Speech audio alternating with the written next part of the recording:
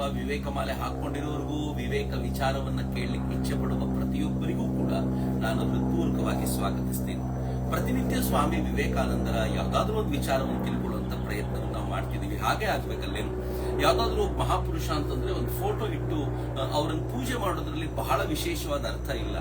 ಆ ವ್ಯಕ್ತಿಯ ಬದುಕನ್ನ ಅರ್ಥೈಸಿಕೊಂಡು ಅದನ್ನ ಅಳವಡಿಸಿಕೊಳ್ಳಕ್ಕೆ ಪ್ರಯತ್ನ ಮಾಡೋದಿದೆಯಲ್ಲ, ಅದೇ ನಿಜವಾದ ಶಕ್ತಿಯನ್ನು ತುಂಬುವಂಥದ್ದು. ಈ ದೃಷ್ಟಿಯಿಂದ ಸ್ವಾಮಿ ವಿವೇಕಾನಂದರ ಕುರಿತಂತೆ ನಾವು ಅರಿತುಕೊಳ್ಳಲಿಕ್ಕೆ ಮಾಡ್ತಾ ಇರುವಂತ ಪ್ರಯತ್ನ ನನ್ನ ದೃಷ್ಟಿಯಿಂದ ನನಗಂತೂ ಲಾಭದಾಯಕ ಅಂತ ಅನ್ಸುತ್ತೆ. ನಾನು ಇವತ್ತಿನ ಜೊತೆ ಹಂಚ್ಕೊಳ್ಬೇಕಾಗಿರೋದು, ಕಳೆದ 3 ದಿನಗಳಿಂದ ನಾನು ಪ್ರಶ್ನೆಗೆ ಉತ್ತರ ಹೇಳೋದನ್ನೇ ಮರೆತು ಹೋಗ್ತಿದ್ದೆ.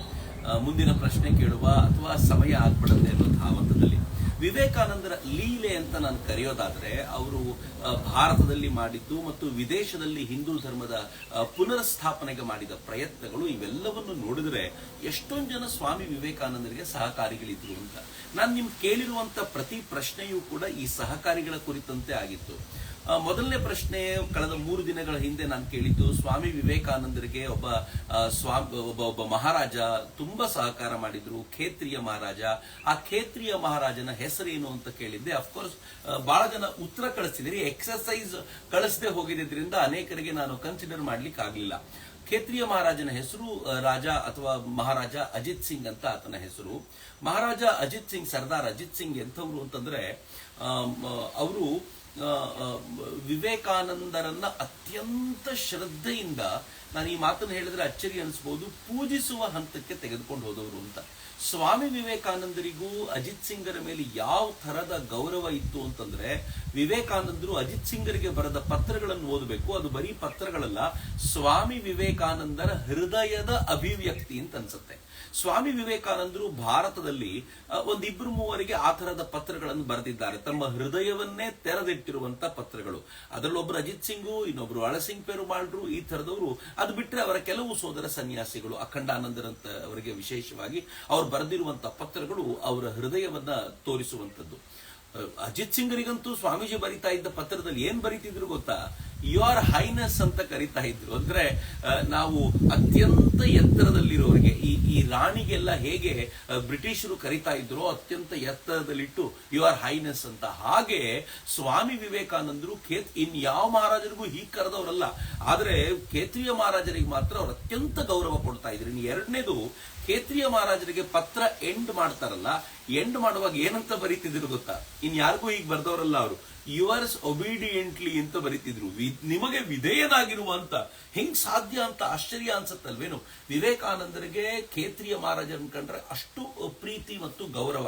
ಹೀಗಾಗಿ ತಮ್ಮ ಎಲ್ಲ ಕಷ್ಟಗಳನ್ನ ಅವರು ಮುಲಾಜಿಲ್ದೆ ಅನೇಕ ಬಾರಿ ವಿದೇಶಿಯರೊಂದಿಗೆ ಅನೇಕ ವಿಚಾರಗಳಲ್ಲಿ ತಾಕಲಾಟಗಳು, ಸಣ್ಣ ತಾಕಲಾಟಗಳು ಬಂದಾಗ್ಲೂ ಕೂಡ ಅವರು ಮುಲಾಜಿಲ್ದೆ ಯಾರಿಗಾದ್ರೂ ಮಾತನಾಡ್ತಿದ್ರು ಅಂತಂದ್ರೆ ಅದು ಖೇತ್ರಿಯ ಮಹಾರಾಜರಿಗೆ ಮಾತ್ರ. ಅಂತಹ ಸ್ಥಾನದಲ್ಲಿ ಖೇತ್ರಿಯ ಮಹಾರಾಜರಿದ್ರು. ಅವರು ಕೂಡ ಹಾಗೆ ಇದ್ರು. ಸ್ವಾಮಿ ವಿವೇಕಾನಂದರು ವಿದೇಶಕ್ಕೆ ಹೋಗ್ಬೇಕಾಗಿತ್ತಲ್ಲ, ವಿದೇಶಕ್ಕೆ ಹೋಗುವಾಗ ವಿವೇಕಾನಂದರನ್ನ ಕರೆಸ್ಕೊಂಡು ಸ್ವಾಮಿ ವಿವೇಕಾನಂದರು ಬುಕ್ ಮಾಡಿದ್ದ ಟಿಕೆಟ್ ಅನ್ನ ಕ್ಯಾನ್ಸಲ್ ಮಾಡಿ ಫಸ್ಟ್ ಕ್ಲಾಸ್ ನ ಟಿಕೆಟ್ ಅನ್ನು ಅವರಿಗೆ ಕೊಡಿಸಿ, ಖೇತ್ರಿಯ ಮಹಾರಾಜರ ಮಂತ್ರಿ ಏನ್ ಹೇಳ್ತಾರೆ ಗೊತ್ತಾ?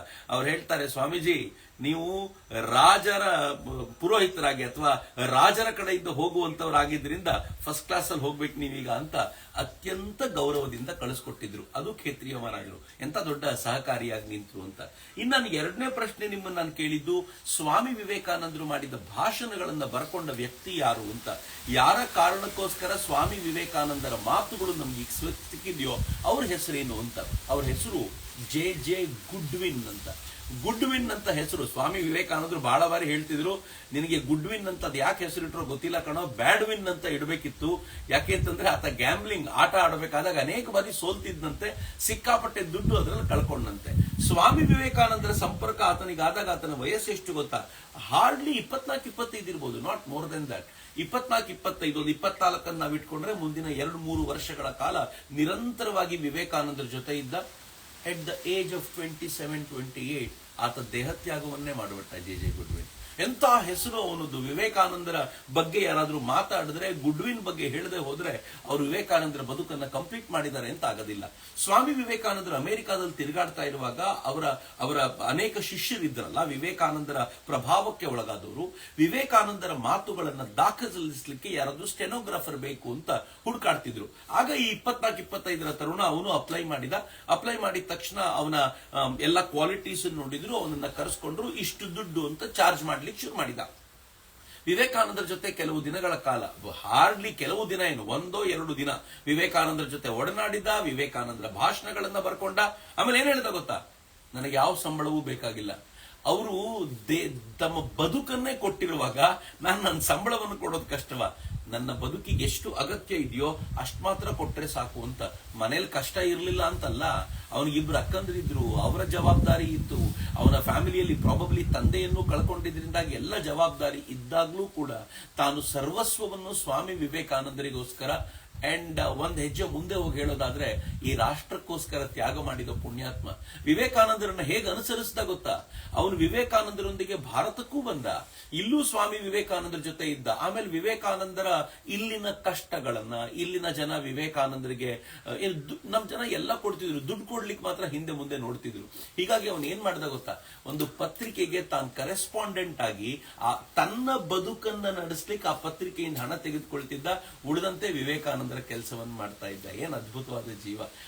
ಊಟಿಯಲ್ಲಿ ಅವನ ದೇಹತ್ಯಾಗ ಆಯಿತು. ಆ ದೇಹತ್ಯಾಗದ ಸುದ್ದಿ ಸ್ವಾಮಿ ವಿವೇಕಾನಂದರಿಗೆ ಬಂದಾಗ ವಿವೇಕಾನಂದರ ಹತ್ರ ಇದ್ದವ್ರು ಬರೀತಾರೆ. ಇನ್ಫ್ಯಾಕ್ಟ್ ಮಾತಾಜಿ ಒಬ್ರು ಬರೆದಿರುವಂತ ಪುಸ್ತಕದಲ್ಲಿ ಹೇಳ್ತಾರೆ, ಸ್ವಾಮೀಜಿ ಸಿಕ್ಕಾಪಟ್ಟೆ ಡಿಸ್ಟರ್ಬ್ ಆಗೋಗ್ಬಿಟ್ರು ಅವನ ಸಾವನ್ನ ಕೇಳಿ. ಅಯ್ಯೋ ಹೀಗಾಯ್ತಲ್ಲ ಅಂತ ಬಹಳ ನೊಂದುಕೊಂಡು, ಅವನ ಬಗ್ಗೆ ಬಹಳ ಒಳ್ಳೆಯ ಅವ್ರು ಬರೆದಿರುವಂತ ಅಭಿಚೇರಿ ಬಹಳ ಚೆನ್ನಾಗಿದೆ.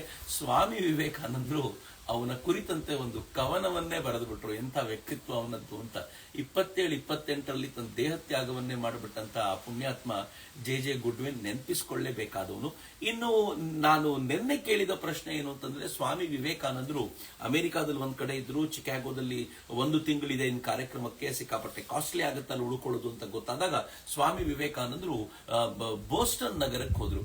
ಆ ಬೋಸ್ಟನ್ಗೆ ಹೋಗ್ಬೇಕಾದ್ರೆ ವಿವೇಕಾನಂದರಿಗೆ ಅಲ್ಲಿ ಯಾರೂ ಪರಿಚಯದವರು ಇಲ್ಲ, ಯಾರಾದ್ರೂ ಬೇಕಲ್ಲ ಅಂತ ಅನ್ಕೊಳ್ಳುವಾಗ ಸ್ವಾಮಿ ವಿವೇಕಾನಂದರಿಗೆ ದಾರಿಯಲ್ಲಿ ಭೇಟಿಯಾದವಳು ಕ್ಯಾಥರಿನ್ ಸ್ಯಾನ್ಬಾರ್ನ್, ಕೇಟ್ ಸ್ಯಾನ್ಬಾರ್ನ್ ಅಂತ ಕರೀತಾರೆ ಅವಳನ್ನ. ಸೊ ಕ್ಯಾಥರಿನ್ ಸ್ಯಾನ್ಬಾರ್ನ್ ತನ್ನ ಮನೆಗೆ ಸ್ವಾಮಿ ವಿವೇಕಾನಂದರನ್ನ ಕರ್ಕೊಂಡು ಹೋದ್ಲು. ವಿವೇಕಾನಂದರ ಪ್ರಭಾವ ಅವಳ ಮೇಲೆ ಯಾವ ತರ ಆಯ್ತು ಅಂದ್ರೆ, ನೋಡಿದ ತಕ್ಷಣ ಗುರುತು ಹಿಡಿದ್ಲು. ನಿಜಕ್ಕೂ ಪುಣ್ಯವಂತರು, ಅನೇಕರಿಗೆ ಹೀಗೆ ಗೊತ್ತಾಗೋದಿಲ್ಲ. ಆಕೆಗೆ ವಿವೇಕಾನಂದರ ಜೊತೆ ಸ್ವಲ್ಪ ಸಮಯ ಕಳೆಯೋದ್ರೊಳಗೆ ಗೊತ್ತಾಯ್ತು ಈ ಮನುಷ್ಯ ಭಾರತದಿಂದ ಬಂದಿರುವಂತ ಅದ್ಭುತವಾದ ವ್ಯಕ್ತಿ ಅಂತ. ಈಕೆ ತನ್ನ ಅಕ್ಕಪಕ್ಕದ ಮನೆಯಲ್ಲಿ ಯಾರ್ಯಾರು ಇರ್ತಾರಲ್ಲ ಅವ್ರಿಗೆಲ್ರಿಗೂ ವಿವೇಕಾನಂದರ ಬಗ್ಗೆ ಹೇಳ್ತಿದ್ಲು, ಏನ್ ಅದ್ಭುತವಾದ ವ್ಯಕ್ತಿ ಗೊತ್ತಾ, ಒಂದ್ಸಲ ಬಂದು ನೋಡು ಅಂತ.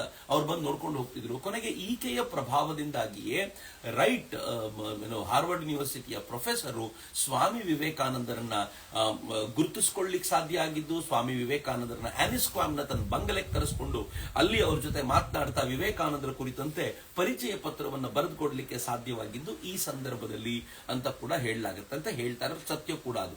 ಈ ತರ ಕ್ಯಾಥರಿನ್ ಸ್ಯಾನ್ಬಾರ್ನ್ ಕೂಡ ಸ್ವಾಮಿ ವಿವೇಕಾನಂದರ ಈ ಲೀಲೆಗೆ ಒಂದು ಮಹತ್ವದ ಹೆಜ್ಜೆ ಆದ್ರು. ಈ ತರ ಸಿಕ್ಕಾಪಟ್ಟೆ ಜನ ಇದ್ದಾರೆ, ಅವರೆಲ್ಲರೂ ವಿವೇಕಾನಂದರ ಈ ವೈಭವ ಇವತ್ತು ನಾವೇನು ನೋಡ್ತಿದೀವಿ ಅದಕ್ಕೆ ಮೆಟ್ಟಿಲಾಗಿ ಸ್ವಾಮಿ ವಿವೇಕಾನಂದರು ಜಗತ್ತನ್ನ ಬೆಳಗುವಂತ ಗೋಪುರವಾಗಿ ನಿಲ್ಲಲಿಕ್ಕೆ ಕಾರಣವಾದ್ರು ಅಂತ. ಸೊ ವಿವೇಕಾನಂದರ ಜೀವನ ನಿಜಕ್ಕೂ ರೋಚಕವಾದ್ದು. ಪ್ರತಿ ಕ್ಷಣವೂ ಇನ್ನು ಮುಗ್ದೇ ಹೋಯ್ತು ಅನ್ಕೊಳ್ಳುವಾಗ್ಲೂ ಕೂಡ ವಿವೇಕಾನಂದರದೊಂದು ಹೊಸ ಬದುಕು ಶುರುವಾಗ್ತಿತ್ತು. ಹಾಗೆಯೇ ಈಗ್ಲೂ ಎಲ್ಲವೂ ಮುಗಿದು ಹೋಗಿದೆ ಅಂತ ಅನ್ನುವಾಗ ಒಂದ್ಸಲ ವಿವೇಕಾನಂದರನ್ನ ಬಲವಾಗಿ ಹಿಡ್ಕೊಳ್ಳಿ, ಹೊಸ ಬದುಕು ಆರಂಭವಾಗುತ್ತೆ. ಇದಕ್ಕೆ ನಾನು ಧೈರ್ಯವಾಗಿ ಹೇಳಬಲ್ಲೆ ಅಂಥದ್ದೊಂದು ಪ್ರಯತ್ನವನ್ನು ಮಾಡಬಹುದು. ಫೈನ್, ವಿವೇಕಮಾಲೆಯ ಇವತ್ತಿನ ಎಕ್ಸರ್ಸೈಸ್ ನಾನು ನಿಮ್ಗೆ ಹೇಳ್ಕೊಡ್ತೀನಿ. ಬಹಳ ಜನ ಪ್ಲಾಂಕ್ ಮಾಡ್ತಿರೋ ಇಲ್ವೋ ನಂಗೆ ಗೊತ್ತಿಲ್ಲ. ಪ್ಲಾಂಕ್ ಅನ್ನೋದೊಂದು ವಿಶೇಷವಾಗಿರುವಂತ ಎಕ್ಸರ್ಸೈಸು. ನಾವು ನಮ್ಮ ಈ ಕಾಲು ಮತ್ತು ಈ ಮೊಣಕೈಗಳ ಮೇಲೆ ನಿಂತ್ಕೊಳ್ಳುವಂತ, ಇಡೀ ದೇಹವನ್ನು ನಿಲ್ಲಿಸುವಂತ ಒಂದು ಪ್ರಯತ್ನ. ಈ ಪ್ರಯತ್ನ ಮಾಡುವಾಗ ಏನಾಗುತ್ತೆ ಅಂತಂದ್ರೆ, ಇಡೀ ಬಾಡಿಯ ಮೇಲೆ, ಬಾಡಿಯ ಮಧ್ಯಭಾಗದ ಮೇಲೆ ಅಷ್ಟೂ ಬಾಡಿಯ ಪ್ರೆಷರ್ ಬೀಳುತ್ತೆ ಮತ್ತು ಹೊಟ್ಟೆಯನ್ನ ಅದು ಚೆನ್ನಾಗಿ ಕರಗಿಸ್ತಾ ಹೋಗುತ್ತೆ ಅಂತ ಹೇಳ್ತಾರೆ. ತುಂಬಾ ಸಖತ್ತಾಗಿರುತ್ತೆ. ಒಂದು ದಿನಕ್ಕೆ 15 ಸೆಕೆಂಡ್ ಆರಂಭಿಸಿ, 15 ಸೆಕೆಂಡನ್ನ 20 ಸೆಕೆಂಡ್ ಮಾಡಿ, 20 ಸೆಕೆಂಡನ್ನ 25 ಮಾಡಿ, ಕೊನೆಗೆ 1 ನಿಮಿಷ, 1.5 ನಿಮಿಷ, 2.5 ನಿಮಿಷದವರೆಗೂ ಹೋಗ್ಬೋದು. ರೆಗ್ಯುಲರ್ ಎಕ್ಸರ್ಸೈಸ್ ಮಾಡೋರಿದ್ರೆ 2 ನಿಮಿಷ ಆರಾಮಾಗಿ ಮಾಡ್ತಾರೆ. ಮತ್ತೆ ನಾನು ಹೇಳಬಲ್ಲೆ, ನಿಮಗೆ 2 ನಿಮಿಷ ಅಂದ್ರೆ ಬಹಳ ಕಡಿಮೆ ಅಂತ ಅನ್ಸತ್ತಲ್ಲ, ಪ್ಲಾಂಕ್ ಮಾಡಿ ಒಂದೊಂದು ಸೆಕೆಂಡ್ನ ತಾಕತ್ತು ಏನು ಅಂತ ನಿಮ್ಗೆ ಅರ್ಥ ಆಗುತ್ತೆ. ಒಂದ್ಸಲ ಟ್ರೈ ಮಾಡಿ. ಪ್ಲಾಂಕ್ ಅಂದ್ರೆ ಹೇಗಿರುತ್ತೆ ಅಂತ ನಾನು ತೋರಿಸ್ತೀನಿ ನಿಮ್ಗೆ. ಬಹಳ ಸಿಂಪಲ್. ನಿಮ್ಮ ಕೈಗಳನ್ನ ಹೀಗೆ ಕೊಟ್ಕೊಳ್ಳಿ. ಈ ಕೈಗಳ ಮೇಲೆ ಮತ್ತು ಈ ಕಾಲು, ಅದು ವಿಶೇಷವಾಗಿ ಕಾಲಿನ ಬೆರಳುಗಳ ಮೇಲೆ ಬಾಡಿಯನ್ನು ನಿಲ್ಲಿಸಿ, ಬಾಡಿ ಸ್ಟ್ರೈಟ್ ಆಗಿರೋ ತರ ನೋಡ್ಕೊಳ್ಳಿ. ಮತ್ತು ಕತ್ತನ ಮೇಲೆ ಕೆತ್ತಿ, ಕತ್ತನ್ನ ನೀವು ಒಳಗೆ ಕೇಳ್ಕೊಳ್ಬೇಡಿ, ಅವಾಗ ಕತ್ತಿಗೂ ಒಳ್ಳೆ ಎಕ್ಸರ್ಸೈಸ್ ಆಗುತ್ತೆ. ಯಾರ್ಯಾರಿಗೆ ಈ ಥೈರಾಯ್ಡ್ ನ ಪ್ರಾಬ್ಲಮ್ ಇರುತ್ತೋ ಅವರಿಗೂ ಕೂಡ ಇದು ಲಾಭದಾಯಕ. ಹೀಗೆ ನೀವು ನಿಂತು ಬಿಟ್ರೆ ನೀವು ಸಮಯ ನೋಡ್ಕೊಳ್ತಾ ಹೋಗಿ. ಸಾಧ್ಯವಾದ್ರೆ ಯಾರು ಇಲ್ಲ ಅಂತಂದ್ರೆ ಎದುರುಗಡೆ ಮೊಬೈಲ್ ನ ಅಲಾರಾಮ್ ಇದನ್ನ ಆನ್ ಮಾಡಿ, ಕ್ಲಾಕ್ ಅನ್ನು ಆನ್ ಮಾಡ್ಕೊಳ್ಳಿ, ಸ್ಪೀಡ್ ವಾಚ್ ನ, ಅದು ತೋರಿಸ್ತಾ ಹೋಗುತ್ತೆ ಟೈಮನ್ನ. ಅದು ನೋಡ್ಕೊಳ್ತಾ ಮನಸ್ಸಿಗೆ ಒಂದ್ ಸ್ವಲ್ಪ ಶಕ್ತಿ ತುಂಬಿ, 30 ಸೆಕೆಂಡ್ ಇದೆ, 45 ಸೆಕೆಂಡ್ ಮಾಡೋಣ, ಇವತ್ತು 1 ನಿಮಿಷ ಮಾಡೋಣ ಅಂತ. ಅಂಡ್ ಬಿಲೀವ್ ಮೀ, ಹೆಂಗ್ ಆಗ್ಬಿಡುತ್ತೆ ಅಂತಂದ್ರೆ ಒಂದ್ ಸ್ವಲ್ಪ ಹೊತ್ತಾದ್ಮೇಲೆ ನಿಮ್ ಹೊಟ್ಟೆ ಅಲಗಾಡ್ಲಿಕ್ಕೆ ಶುರುವಾಗ್ಬಿಡುತ್ತೆ. ಆ ಇಡೀ ಹೊಟ್ಟೆಯ ಶಕ್ತಿ ಏನೋ ಆಗ್ತಾ ಇದೆ ಅಂತ ಅನ್ಸ್ಲಿಕ್ಕೆ ಶುರುವಾಗುತ್ತೆ. ಅಂಡ್ ಬಾಡಿಯ ಮೇಲೆ ವೆಯ್ಟ್ ಹೇಗ್ ಬೀಳುತ್ತೆ ಅಂತಂದ್ರೆ ಏನೋ ಒಂದು 50 kg ಹೊರಗೆ ಹೊತ್ಕೊಂಡು ಮಲ್ಕೊಂಡ್ ಬಿಟ್ಟಿದೀನಿ ಅಂತ ಅನ್ಸುತ್ತೆ. ಒಂದ್ಸಲ ಮಾಡಿ ನೋಡಿ. ನೋಡಿದವರಿಗೆ ಎಷ್ಟು ಸುಲಭವಾಗಿದೆ, ಇದು ಒಂದು ಕಷ್ಟದ ಎಕ್ಸರ್ಸೈಸ್ ಅಂತ ಅನ್ನಿಸ್ಬೋದು. ಒಂದು ಎಕ್ಸರ್ಸೈಸ್ ಪ್ರಯತ್ನ ಮಾಡಿ ನೋಡಿ. ಎಕ್ಸರ್ಸೈಸ್ ನ ಮಜಾ ಏನು ಅಂತಂದ್ರೆ ಇಡೀ ಬಾಡಿಗೆ ಸಾಕಾಗುವಷ್ಟು ಎಕ್ಸರ್ಸೈಸ್ ಕೊಡ್ಸುತ್ತೆ. ನನಗೆ ಇಷ್ಟ ಆಗುವಂತ 2 ಎಕ್ಸರ್ಸೈಸ್ಗಳಲ್ಲಿ ಒಂದು ಪ್ಲಾಂಕ್ ಒಂದು, ಮತ್ತೊಂದು ಸರ್ವಾಂಗಾಸನವು ಒಂದು. ಅದು ಬಹಳ ಆನಂದ ಕೊಡುತ್ತೆ, ಬಹಳ ಚೆನ್ನಾಗಿರುತ್ತೆ. ಸೊ ಯಾವಾಗಲಾದ್ರೂ ಸರ್ವಾಂಗಾಸನ ಒಂದು ಹೇಳ್ಕೊಡ್ತೀನಿ. ಇದು ಸದ್ಯಕ್ಕೆ ಇವತ್ತು ಪ್ಲಾಂಕಿನ ಎಕ್ಸರ್ಸೈಸ್ ನ ನಿಮ್ ಜೊತೆ ಹಂಚ್ಕೊಂಡಿದ್ದೀನಿ. ಟ್ರೈ ಮಾಡಿ. ಎಷ್ಟೊತ್ತು ಪ್ಲಾಂಕ್ ಮಾಡಿದಿರಿ ಅಂತ ನಿಮ್ ವಿಡಿಯೋದಲ್ಲಿ ಹಾಕಿ ನನಗೆ, ನಾನು ಅದನ್ನ ನಿಮ್ ಜೊತೆ ಹಂಚ್ಕೊಳ್ತೀನಿ. ಮತ್ತು ಇವತ್ತಿನ ಪ್ರಶ್ನೆ ನಾನು ನಿಮ್ಗೆ ಕೇಳ್ಬೇಕಲ್ಲ, ಪ್ರತಿನಿತ್ಯ ನನ್ನೊಂದು ಹೆಸರನ್ನು ಕೇಳೋದೇ ಆಗಿದೆ ನಿಮ್ಗೆ. ಇವತ್ತು ನಾನು ನಿಮ್ಗೆ ಒಂದು ವಿಶೇಷವಾಗಿರುವಂತಹ ಪ್ರಶ್ನೆ ಕೇಳಲಿಕ್ಕಿದೆ. ಪ್ರಶ್ನೆ ಏನು ಅಂತಂದ್ರೆ, ಸ್ವಾಮಿ ವಿವೇಕಾನಂದರು ಮೈಸೂರಿನ ಮಹಾರಾಜರಿಗೆ ಒಂದು ಪತ್ರ ಬರೆದ್ರು. ಮೈಸೂರಿನ ಮಹಾರಾಜರು ಮತ್ತು ಸ್ವಾಮಿ ವಿವೇಕಾನಂದರ ಸಂಬಂಧವೂ ಕೂಡ ಬಹಳ ಘನಿಷ್ಠವಾಗಿತ್ತು. ಮೈಸೂರಿನ ಮಹಾರಾಜರು ಸ್ವಾಮಿ ವಿವೇಕಾನಂದರಿಗೆ ನೀವ್ ಏನ್ ಬೇಕಿದ್ರು ತಗೋಬೇಕು ಅಂತ ಹೇಳಿ ಒಂಥರ ಬ್ಲಾಂಕ್ ಚೆಕ್ ಕೊಟ್ಟಿದ್ರು. ವಿವೇಕಾನಂದರು ಏನೂ ತೆಗೆದುಕೊಳ್ಳದೆ ಒಂದು ಸಣ್ಣ ತಂಬಾಕಿನ ಇದನ್ನು ತೆಗೆದುಕೊಂಡಿದ್ರು ಅಂತ ಹೇಳ್ತಾರೆ. ಅಷ್ಟರ ಮಟ್ಟಿಗೆ ಸ್ವಾಮಿ ವಿವೇಕಾನಂದರು ಎಲ್ಲವನ್ನು ತ್ಯಾಗ ಮಾಡಿದ್ರು. ಮಹಾರಾಜರೇ ಏನಾದರೂ ಕೊಡ್ತೀನಿ ಎಂದಾಗ ನನಗೇನೂ ಬೇಡ ಅಂತ ಹೇಳುವಷ್ಟಂಥದ್ದರ ವ್ಯಕ್ತಿತ್ವ ಅವರದ್ದು. ಫೈನ್. ಇವತ್ತು ನಾನು ಕೇಳಲಿಕ್ಕೆ ಹೊರಟಿರುವಂತ ಪ್ರಶ್ನೆ, ಸ್ವಾಮಿ ವಿವೇಕಾನಂದರು ಮೈಸೂರಿನ ಮಹಾರಾಜರಿಗೆ ಒಂದು ಪತ್ರ ಬರೀತಾರೆ. ಆ ಪತ್ರದ ಒಂದು 2-3 ಸಾಲು ಬಹಳ ವಿಶೇಷವಾಗಿರುವಂತದ್ದು ಮತ್ತು ತುಂಬಾ ಪಾಪ್ಯುಲರ್ ಆಗಿರುವಂತಹ ಸಾಲು. ಆ ಸಾಲುಗಳಲ್ಲಿ ಸ್ವಾಮಿ ವಿವೇಕಾನಂದರು ತಮ್ಮ ಸೇವಾ ಚಟುವಟಿಕೆ ಅದರ ಕುರಿತಂತೆ ತುಂಬಾ ಹೇಳ್ತಾರೆ. ತುಂಬಾ ಪ್ರೇರಣೆ ಕೊಡುವಂತ ಆ ಪತ್ರದ ಸಾಲುಗಳನ್ನ ನೀವು ಹೇಳ್ಬೋದಾ? ಬಹುಶಃ ನಿಮಗೆ ಪ್ರೇರಣೆ ಕೊಡಬಹುದಾಗಿರುವಂತಹ ಆ ಪತ್ರದ ಸಾಲುಗಳು ಬೇರೆನೇ ಇರಬಹುದು. ಬಟ್ ಯಾವುದೇ ಆ ಪತ್ರದ ಯಾವುದೇ ಸಾಲನ್ನು ನೀವು ಹುಡುಕಿ ನನಗೆ ಹೇಳ್ಬೋದಾ? ಅದರಲ್ಲೂ ವಿಶೇಷವಾಗಿ ಆ ಸಾಲು, ಯಾವ ಸಾಲುಗಳನ್ನ ನಾವೆಲ್ಲರೂ ಪದೇ ಪದೇ ಹೇಳ್ಕೊಳ್ತಾ ಇರ್ತೀವೋ. ನಾನು ಬರೀ ಮಹಾರಾಜನ ಹೆಸರು ಕೇಳಿದ್ರೆ ಬಹಳ ಸುಲಭ ಆಗ್ಬಿಡುತ್ತೆ. ಒಂದು ಇಡೀ ಸೆಂಟೆನ್ಸ್ ಅನ್ನ ಒಂದ್ಸಲ ಇವತ್ತು ಓದೋಣ. ನಾನು ಕಾಲೇಜ್ನಲ್ಲಿ ಓದ್ಬೇಕಾದ್ರೆ ಆ ಸೆಂಟೆನ್ಸ್ ಅನ್ನ ನನ್ನ ಗೋಡೆ ಮೇಲೆ ಹಾಕೊಂಡಿದ್ದೆ. ಆ ತರದೊಂದು ಸುಂದರವಾಗಿರುವಂತಹ ಸಾಲದು. ನಮ್ಗೆಲ್ಲರಿಗೂ ಪ್ರೇರಣೆ ಕೊಡಬಹುದಾಗಿರುವಂತಹ ಸಾಲು, ನಮ್ಮ ಸೇವಾ ಚಟುವಟಿಕೆಗೆ ಪ್ರೇರಣೆ ಕೊಡಬಹುದಾಗಿರುವಂತಹ ಸಾಲು, ನಮ್ಮ ಬದುಕಿನ ದಿಕ್ಕನ್ನ ತೋರಿಸಬಲ್ಲಂತ ಸಾಲು ಮೈಸೂರಿನ ಮಹಾರಾಜರಿಗೆ ಬರೆದಿದ್ದಾರೆ. ಆ ಸಾಲು ಏನು ಅಂತ ಹೇಳ್ಬೋದಾ? ನಾನು ನಿಮ್ಮ ಉತ್ತರಕ್ಕೋಸ್ಕರ ಕಾಯ್ತಾ ಇರ್ತೀನಿ. ಆದ್ರೆ ನೆನ್ಪಿಟ್ಕೊಳ್ಳಿ, ಬರೀ ಉತ್ತರ ಬಹಳ ಜನ ಕಳಿಸ್ಕೊಡ್ತಿದ್ದಾರೆ. ತುಂಬಾ ಜನ ಉತ್ತರ ಕಳಿಸ್ಕೊಡ್ತಾರೆ. ನಿಮ್ಗೆ ಉತ್ತರ ಗೊತ್ತಿದೆ ಅಂತ ನನ್ಗೆ ಗೊತ್ತಿದೆ. ಬಟ್ ನೀವು ಎಕ್ಸರ್ಸೈಸ್ ಮಾಡಿದ ವಿಡಿಯೋದೊಂದಿಗೆ ಆ ಉತ್ತರ ಕಳಿಸ್ಲಿಲ್ಲ ಅಂತಂದ್ರೆ ಬಹಳ ಕಷ್ಟ. ವಿಡಿಯೋ ಮಾಡೋದು ಬಹಳ ಸುಲಭ, ಬಹಳ ಕಷ್ಟ ಅಂತ ತಿಳ್ಕೊಬೇಡಿ. ಒಂದು ಸ್ಟ್ಯಾಂಡ್ ಇಟ್ಕೊಂಡು ಮೊಬೈಲ್ ಇಟ್ಕೊಳ್ಳಿ. ನೀವು ಸ್ವಲ್ಪ ಎಕ್ಸರ್ಸೈಸ್ ಮಾಡ್ತಾ ಕೊನೆಯಲ್ಲಿ ಅದಕ್ಕೆ ಉತ್ತರ ಹೇಳಿ. ಡೆಫಿನೆಟ್ಲಿ ಆ ಉತ್ತರವನ್ನು ನಾವು ಕನ್ಸಿಡರ್ ಮಾಡ್ತೀವಿ. ಎಕ್ಸರ್ಸೈಸ್ ಜೊತೆಗೆ ಬಂದಿರುವಂತಹ ಉತ್ತರ ಮಾತ್ರ. ನಂಬರ್ ಹೇಳ್ತೀನಿ ನಾನು ನಿಮ್ಗೆ, 7019010048 7019010048. ಈ ನಂಬರ್ಗೆ ನಿಮ್ಮ ಉತ್ತರವನ್ನು ಕಳಿಸಿ. ನಾನು ಕಾಯ್ತಾ ಇರ್ತೀನಿ.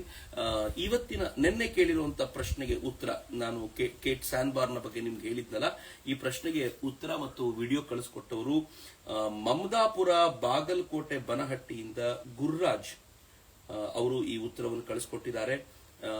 ನಾನು ಅವರಿಗೆ ಅಭಿನಂದನೆಗಳನ್ನು ತಿಳಿಸ್ಲಿಕ್ಕೆ ಇಚ್ಛೆ ಪಡ್ತೀನಿ. ಇನ್ನು ಯಾರಿಗೂ ಡಿಸ್ಪ್ಯಾಚ್ ಮಾಡಲಿಲ್ಲ, ಪ್ರಾಬಬಲಿ ನಾನು ಬೆಂಗಳೂರಿಗೆ ಹೋದ ತಕ್ಷಣ ಡಿಸ್ಪ್ಯಾಚ್ ಮಾಡ್ಲಿಕ್ಕೆ ಶುರು ಮಾಡಿಸ್ತೀನಿ.